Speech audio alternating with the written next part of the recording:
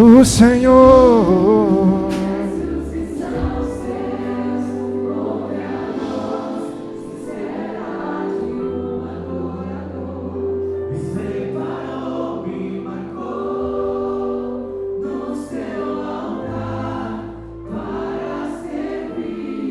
Coloca a mão no seu coração e diga: me separou, me marcou.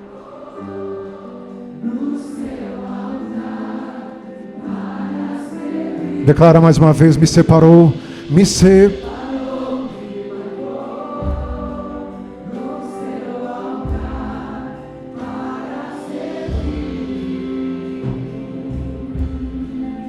Quantos podem dizer obrigado, Senhor? Mande um beijo para Jesus. Diga obrigado, Senhor. Dá uma voltinha, fala: olha eu aqui mais uma vez te adorando, Senhor. Glória a Deus. Aleluia. Diga: Pai, obrigado por tua palavra. Que o teu Espírito, o Espírito Santo do Eterno, esteja sobre nós, nos ensinando e nos convencendo de tudo aquilo que nós precisamos melhorar ao Senhor. Este culto é seu e nós te entregamos toda a honra, toda a glória, todo louvor, toda exaltação e todo barulho e todo fôlego de vida, e glória a Deus por isso.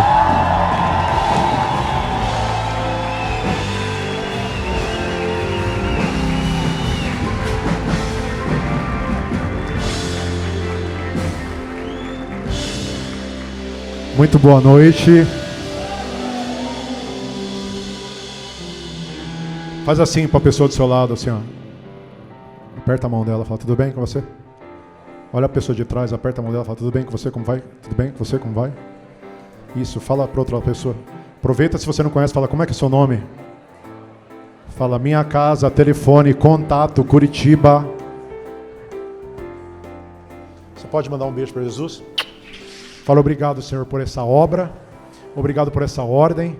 Que eu fique mais em ordem nesse culto. Em nome de Jesus. Dá uma salva de palmas a Jesus. Pode se assentar.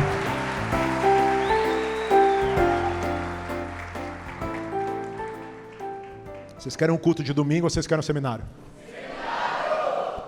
A semana passada, nós falamos a respeito dos 7 degraus da fidelidade de José. Então repete comigo assim, ó. José viu sua irmã Diná ser estuprada pelo príncipe de Siquém. Um degrau de humilhação, um degrau de traição, um degrau ruim. Mas ele passou, subiu esse degrau. José foi desprezado e excluído pelos irmãos a vida toda porque tinha sonhos. O cerne do que eu preguei a semana passada são esses títulos. Por quê? Porque os degraus da vida de José nem todos foram gostosos. Pelo contrário, se José talvez soubesse o que ele iria passar para desfrutar do sonho que ele havia tido quando era moleque, talvez ele teria desistido. Mas quando Deus te dá um sonho, Ele não vai mostrar qual é o processo do sonho, para que você aprenda com o processo e amadureça com o processo. E aí, José, depois desses 2 degraus, ele sobe mais um degrau. Ele foi vendido por 20 moedas e substituído pelo sangue de bode, substituído por algo maligno, satanizado, demonizado. Pessoas falaram mal dele, pessoas inventaram mentira a respeito dele, mas ele passou por esse degrau também, subiu esse degrau para alcançar patamares. Diga: quem pula degraus não alcança patamares. José foi fiel a Potifar, mas foi acusado de infidelidade pela mulher de Potifar. Um cara que era fiel foi acusado de infidelidade, foi acusado por mentira. Não tinham o que falar dele, inventaram, mesmo sendo fiel. Poderia ter dito: ó, Deus me abandonou, Deus está deixando de acontecer isso comigo, mas ficou calado. Observou o que Deus queria fazer, ficou quieto e esperou o patamar verdadeiro de Jesus chegar. Ele passou por tudo, não viu a mãe morrer, foi preso justamente, mesmo assim ganhou confiança de todos, também do copeiro, porém o padeiro o maltratou muito. Foi jogado na prisão, jogado nas cadeias, depois de ser jogado no Hades, no buraco. Tudo isso apontando para a vinda de Jesus, preparando a vinda de Jesus. Então, José, no 6º degrau, passou pelo teste de fidelidade do faraó. Deus deu a revelação dos sonhos de faraó e, por último, ele consegue alcançar o patamar e receber o anel de governo e a visão da 5ª parte. Visão esta que nós vamos trabalhar muito esse ano. Nós já estamos guardando a 5ª parte. Se você quiser prosperar esse ano, olha para o seu irmão e fala: eu vou te ver prosperar esse ano em nome de Jesus. Agora olha para o outro irmão, porque a Bíblia diz que você pede mal porque pede para os seus próprios deleites. Então pede para o seu irmão, balança o ombro dele e fala: vou te ver prosperar em nome de Jesus. Diga: a sua prosperidade será a minha prosperidade. Amém, gente? Diga: toda inveja que caia por terra. A minha grama será mais verde, mas eu me alegrarei. Aponta para todo mundo e fala: na sua prosperidade. Amém? Uma igreja que se alegra com a prosperidade do próximo, uma igreja que se alegra com a prosperidade dos seus líderes, dos seus pastores, uma igreja que se alegra com a prosperidade dos seus irmãos, é uma igreja próspera em todos os sentidos. Quem deseja viver essa palavra? Então, nós estamos direcionando, a partir deste ano, nós vamos começar a guardar a quinta parte. Eu não sei quando virão as vacas magras ou irão ao mundo, porque não virão a nós em nome de Jesus. Mas nós guardaremos a quinta parte. Já estamos guardando em família, já estamos guardando como igreja, já estamos guardando como ministérios, a quinta parte. Então você vai pegar o seu salário, vai separar em 5 partes e você vai guardar a quinta parte. Bispo, é obrigado a fazer isso? Claro que não, irmão. É só um desafio para ver você prosperando. Faça isso e você vai ver o que vai acontecer. Amém? Quem recebe? Agora, observando tudo que José viveu, eu me lembrei de uma palavra que eu já tinha, na verdade, feito essa palavra muitas vezes, mas eu acho que eu nunca preguei essa palavra, a respeito da ida de Jesus ao inferno. Quando Jesus desce ao inferno, gente, muita gente não faz distinção disso. Jesus morreu, ele ressuscitou, ele desceu ao inferno de verdade. Tudo que Satanás queria era que Jesus não morresse. Tanto que ele vai na tentação, ele tenta fazer Jesus voltar ao seu estado como Deus, de divindade. Mas Jesus morre. Tem gente que fala, às vezes prega: quando Jesus chegou no inferno, Satanás estava fazendo festa. Satanás não fez festa nenhuma, irmão. Satanás ficou desesperado quando Jesus morreu. Ele conseguiu consumar aquilo que ele veio para fazer. Ele veio para morrer por nós. Diga: Jesus veio para nós. Diga: Jesus veio para mim. E ele veio para morrer por mim. Se ele não tivesse morrido, nós não poderíamos viver. O que acontece quando Jesus morre? Ele desce nas profundezas, nas cadeias, para dar satisfação aos espíritos em cadeia. Quais espíritos estavam aprisionados?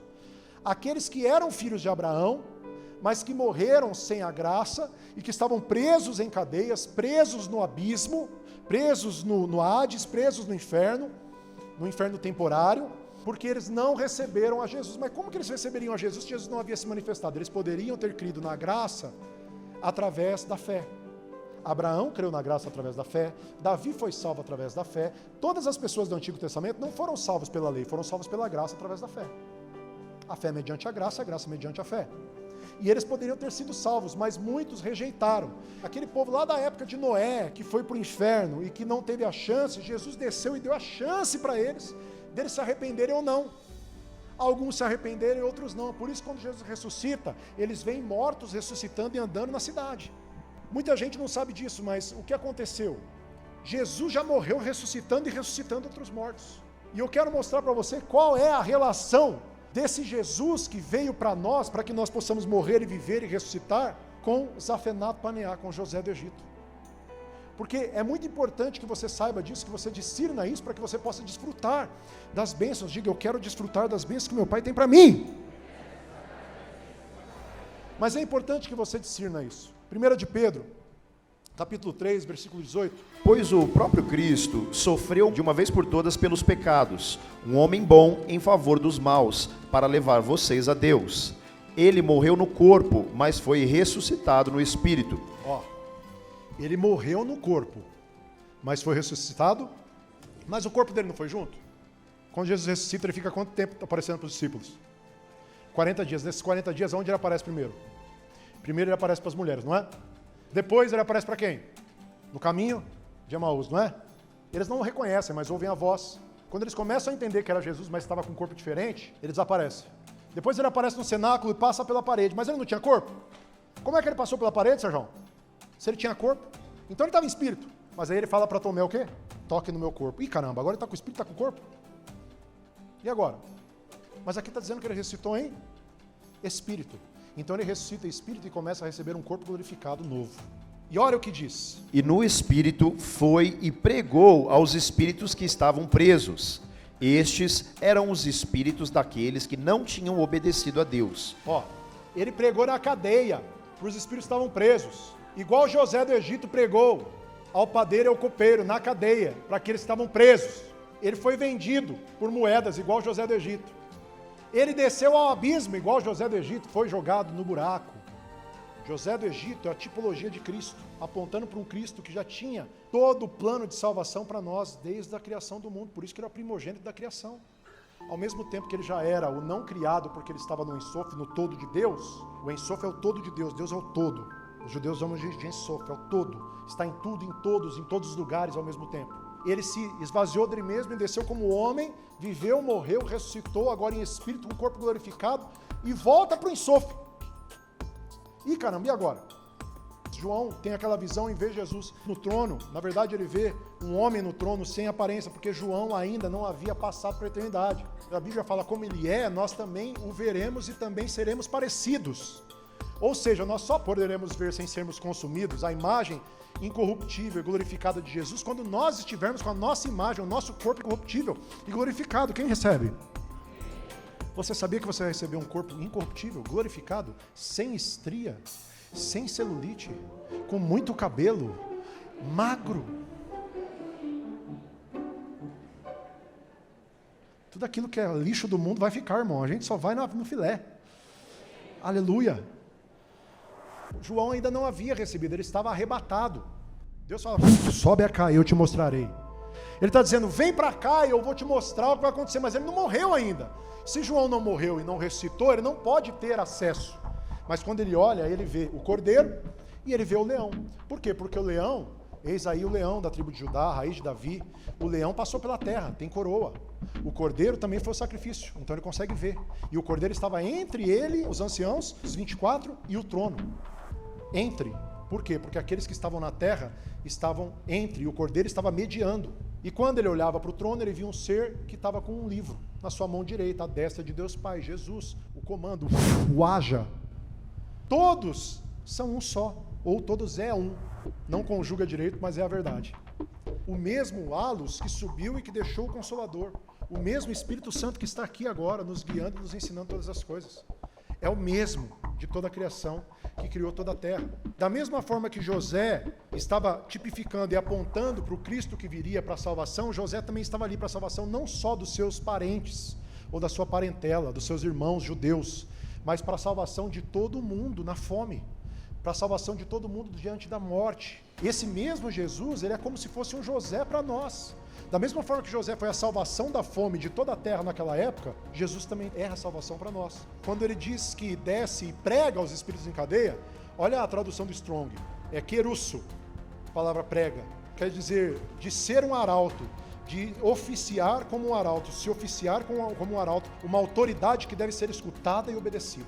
Sabe o que está acontecendo? Jesus está descendo ao inferno para resolver, para que nós possamos entrar e andar sobre uma resolução divina. Se você obedecer, se você seguir os direcionamentos que nós entregaremos de altar, você vai prosperar, e o meu desejo é ver você prosperar muito em nome de Jesus. Eu não vou nem falar 100 por 1, que vai ter gente que vai prosperar muito mais, eu não quero limitar.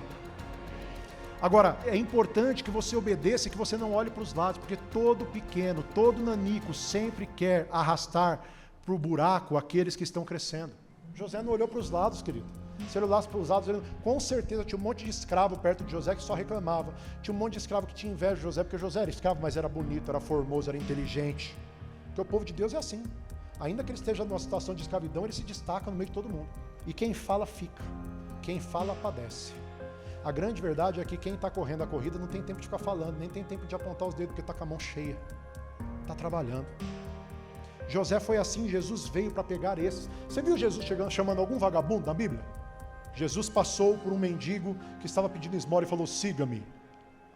Aonde? Eu já vi ele curar. Mas falar siga-me, ele só falou para quem estava trabalhando. Já percebeu ou não? Todo mundo que Jesus chama estava trabalhando. Deus não chama vagabundo, sabe por quê? Porque ele não fez ninguém nessa condição.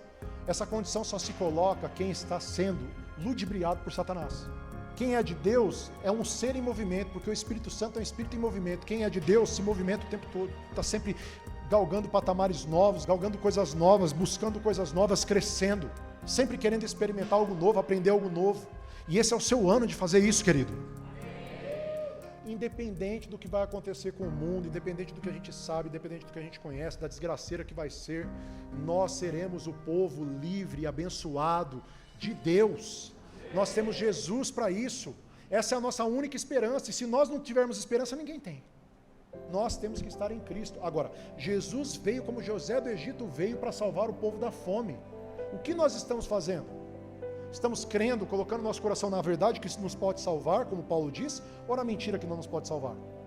Querido, está na hora de você parar de assistir desgraceiro e começar a pensar que você é um ser diferente, que foi chamado para ser abençoado, para crescer. Esse ano vai ser diferente para você, querido. Esse ano você vai crescer, você vai prosperar em nome de Jesus. Esse é meu desejo, eu quero ver você prosperar. Agora, olha, o que isso tem a ver com a morte e com a ressurreição de Jesus? Tudo! Continua lendo. Estes eram os espíritos daqueles que não tinham obedecido a Deus, quando ele ficou esperando com paciência nos dias em que Noé estava construindo a arca. As poucas pessoas que estavam nela, 8 ao todo, foram salvas pela água. Aquela água representava o batismo, que agora salva vocês. Esse batismo não é lavar a sujeira do corpo, mas é o compromisso feito com Deus, o qual vem de uma consciência limpa. Olha que coisa linda, gente. Ele está dizendo assim, ó, o povo que não ouviu quando Noé estava pregando, o povo não ouviu. Foram salvos. Eles passaram pelas águas, pelo batismo, que simboliza o nosso batismo, que não lava o nosso corpo da sujeira, mas nos traz uma consciência de que daqui para frente nós temos que andar diferentes. Daqui para frente nós temos que andar como salvos. Olha para o seu irmão e fala, você tem que andar como salvo. Fala, salvo, anda com salvo. Você agora tem os soteros, o Jesus morando dentro de você, os soteros, a salvação, aquele que traz a salvação. Ele está vivendo dentro de nós agora. Nós temos agora o dever, não é obrigação, não foi obrigado, mas temos o dever de levar a salvação para as pessoas, porque aquele que é salvo anda como aquele que salva. Agora olha, Apocalipse capítulo 1, versículo 17, leia comigo. Quando vi, caí aos seus pés como morto. Então ele colocou sua mão direita sobre mim e disse, não tenha medo, eu sou o primeiro e o último, sou aquele que vive. Estive morto, mas agora eu vivo para todo sempre, e tenho as chaves da morte e do Hades. Tem a chave do buraco, irmão. José caiu no buraco, mas não ficou no buraco. Recebeu o anel de salvação. O anel queria salvar o povo da fome. O anel queria salvar os seus parentes. O anel queria salvar até gente que ele não conhecia. Porque as pessoas vinham até o Egito para receber comida. Porque José teve, como Zafenat Paneá, a salvação do mundo todo na sua mão. Da mesma forma que Zafenat Paneá, que era um nome egípcio, um nome no mundo, serviu para a salvação do povo que não era judeu, Jesus está sendo o nome que, sobre todo nome, que serve para a nossa salvação. Quando Jesus vier para se revelar para os seus irmãos, que são os judeus, ele vai se revelar com o nome para os judeus, que não aceitam o nome de Jesus. Mas nós recebemos o nome de Jesus e somos salvos por esse nome, por esse sangue, porque nós sabemos de que nome é. Não é o Jesus da Madonna, é o único que derramou o sangue, o Cordeiro vivo que tirou o pecado do mundo, que tirou o pecado das nossas vidas. É o único que derramou o sangue, que fez o sacrifício por nós e que queima diante do altar como sacrifício eterno. É esse Jesus. É esse Jesus que está queimando diante do altar, oferecendo sacrifício, para que nós possamos ressuscitar no último dia, assim como Ele ressuscitou. Como Paulo entendeu isso? Paulo mostra aos Efésios um Jesus no abismo e depois com Deus na completude. Presta atenção como Paulo entende. Efésios capítulo 4, versículo 9. O que quer dizer ele subiu? Quer dizer que ele também desceu até os lugares mais baixos da terra, isto é, até o mundo dos mortos. E aí? Assim, quem desceu é o mesmo que subiu acima e além dos céus para encher todo o universo com sua presença. Olha o ensofe aí, minha gente. Assim, o mesmo que desceu é o mesmo que subiu agora para quê? Para encher todo o enxofre, encher todo o universo com a sua presença. Espera aí, olha Jesus assumir o lugar de Deus de novo. E tem gente que quer discutir que Jesus não é Deus. Olha Paulo revelando o enxofre aqui.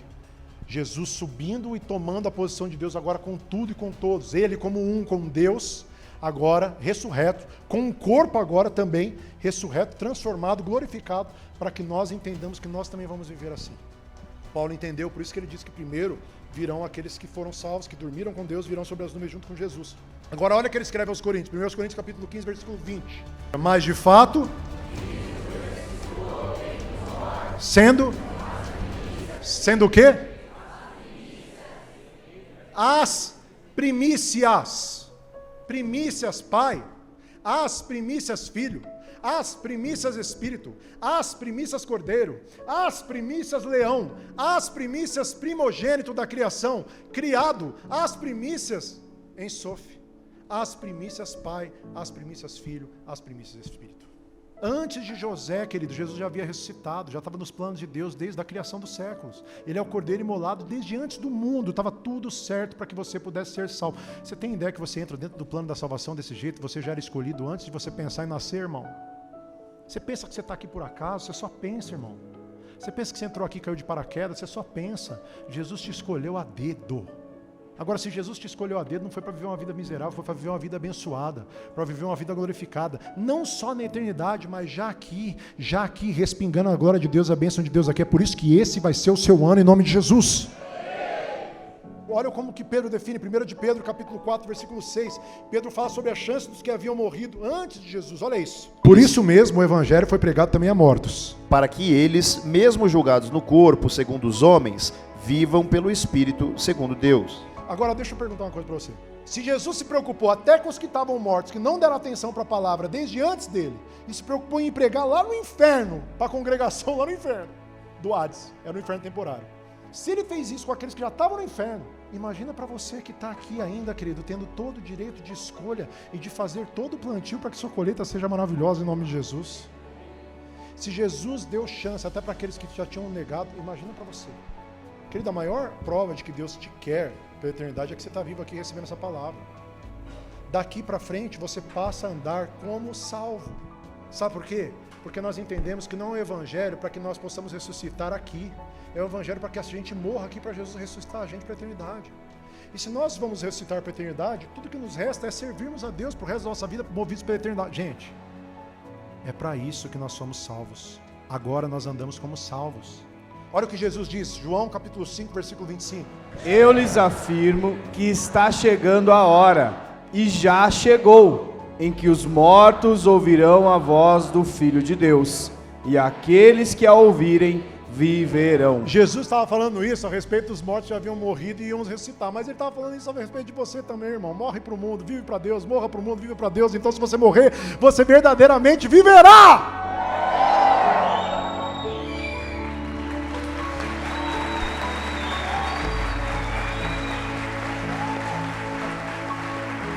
Porque ele nasceu para mim. Um menino vos nasceu, um filho sim vos deu, e o governo está sobre seus ombros, o seu nome será maravilhoso, conselheiro, Pai da eternidade, príncipe da paz, Emanuel. Ele nasceu para mim, para mudar, para resolver, para prosperar, para que a minha vida possa ir para frente e não andar para trás.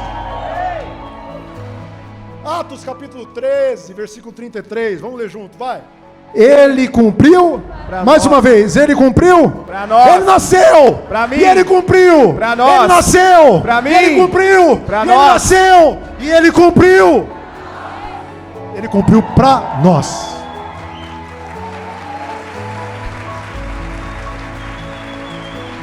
Ó, ele cumpriu para nós, os seus filhos, ele cumpriu para os seus ressuscitando Jesus. Como que ele cumpriu? Ressuscitando Jesus, como está escrito no Salmo 2: Tu és o meu filho e hoje te gerei. Cara, você está entendendo o que é esse salmo? O Jesus que estava dentro de Deus, porque ele era Deus, estava com Deus, estava dentro de Deus, como nós estávamos dentro de Deus e fomos soprados para vir para cá. É por isso que o céu não é o nosso destino, é a nossa origem. Nós vamos voltar para lá, voltar para dentro de Deus. Não é para o céu, é para dentro de Deus. O céu está dentro de Deus. Os céus proclamam sua glória. Os céus estão dentro de Deus, tudo está dentro de Deus. Ele é o Ensof, o mesmo que desceu, o mesmo que subiu e agora está para preencher a tudo. Nós vamos voltar para dentro de Deus. Aí o Jesus que estava dentro de Deus, ele fala assim: hoje eu te gerei. Ele gera um ser humano, o primogênito da criação. Te gerei para quê? Para que você vá e tire o pecado do mundo. Ele nasceu para mim, ele cumpriu para nós, seus filhos, ressuscitando Jesus, como está escrito no Salmo: Tu és meu filho e eu te gerei. O fato de que Deus o ressuscitou dos mortos, lê comigo, para que nunca entrassem em decomposição, é declarado nestas palavras. Leia bem alto: eu lhes dou as santas e fiéis bênçãos prometidas a Davi. Assim, ele diz noutra passagem: não permitirás que o teu santo sofra decomposição. Jesus não sofreu decomposição, sabe para quê? Para que nós possamos ser compostos da glória de Deus por toda a eternidade e vivermos com Ele. Você tem ideia? Ele falou, eu vou, mas não vos deixarei órfãos, eu vou, na casa do meu pai há muitas moradas. Ele estava preparando tudo para a gente viver igual. Nós vamos ser um com Jesus, assim como Jesus é um com Deus. Tudo isso ele cumpriu para nós. Quando José se apresenta para os irmãos, ele já está trazendo a salvação para todo mundo. O mundo estava em crise, a terra estava em crise, o povo estava com fome, existia morte na terra toda. Mas quem estava cheio da grana, cheio da comida?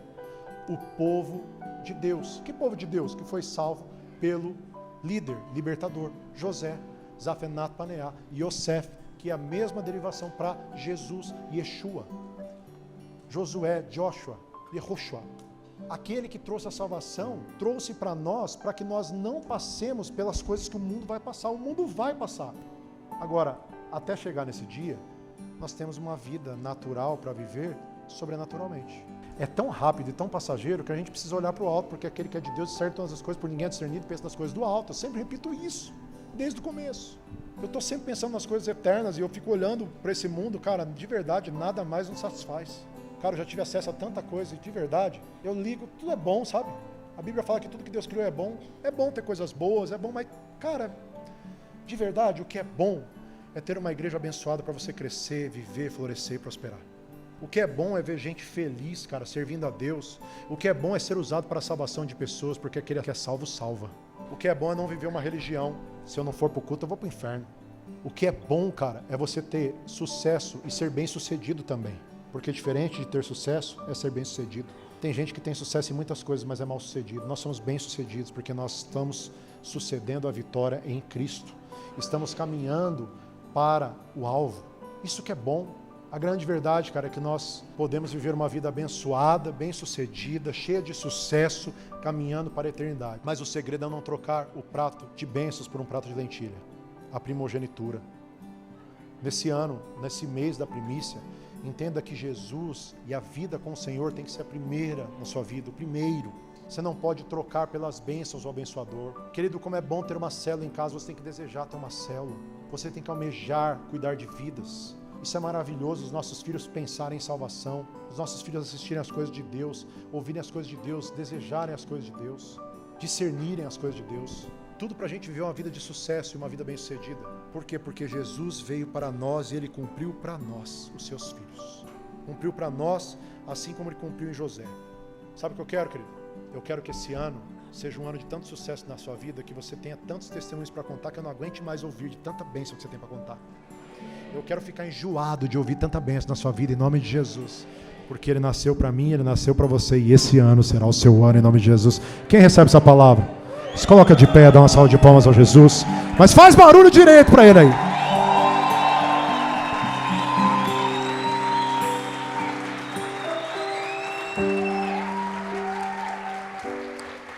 Diga comigo assim, Zafenat Paneah. Ele foi sonhador, e no sonho todos se curvaram diante dele. Assim será comigo em nome de Jesus. Ele foi jogado no abismo pelos irmãos, mas saiu do abismo e teve vitória. Diga, assim será comigo em nome de Jesus.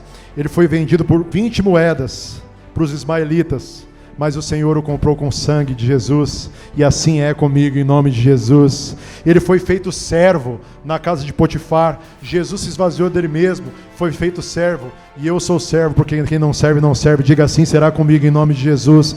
Ele foi traído por todos, e você também foi traído por muitos, mas ele também foi honrado por Deus, e assim será contigo em nome de Jesus.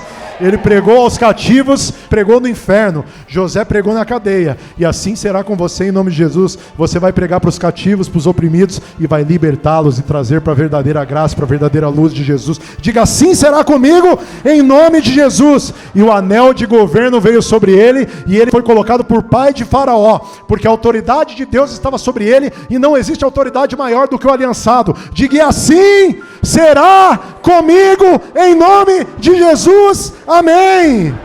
O nome dele foi usado para salvar os gentios e trazer salvação a todo mundo, porque aquele que é salvo, salva, e assim será com você em nome de Jesus.